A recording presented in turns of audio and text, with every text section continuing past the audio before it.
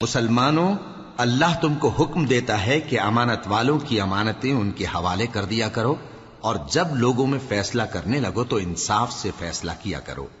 اللہ تمہیں بہت خوب نصیحت کرتا ہے، بے شک اللہ سنتا ہے، دیکھتا ہے۔ مومنو، اللہ اور اس کے رسول کی فرما برداری کرو، اور جو تم میں سے صاحب حکومت ہیں ان کی بھی۔ پھر اگر کسی بات میں تم میں اختلاف واقع ہو تو اگر اللہ اور روز آخر پر ایمان رکھتے ہو تو اس میں اللہ اور اس کے رسول کے حکم کی طرف رجوع کرو۔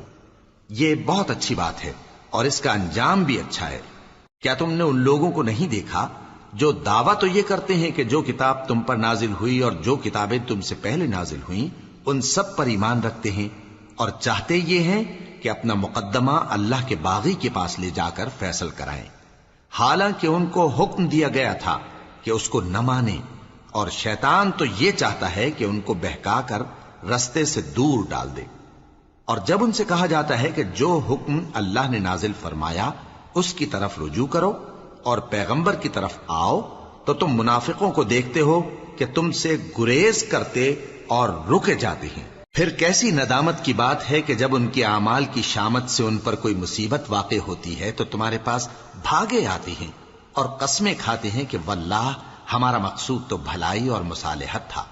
ان لوگوں کے دلوں میں جو جو کچھ ہے اللہ اس کو خوب جانتا ہے۔ تم ان کی باتوں کا کچھ خیال نہ کرو اور انہیں نصیحت کرو اور ان سے ایسی باتیں کہو جو ان کے دلوں میں اثر کر جائیں۔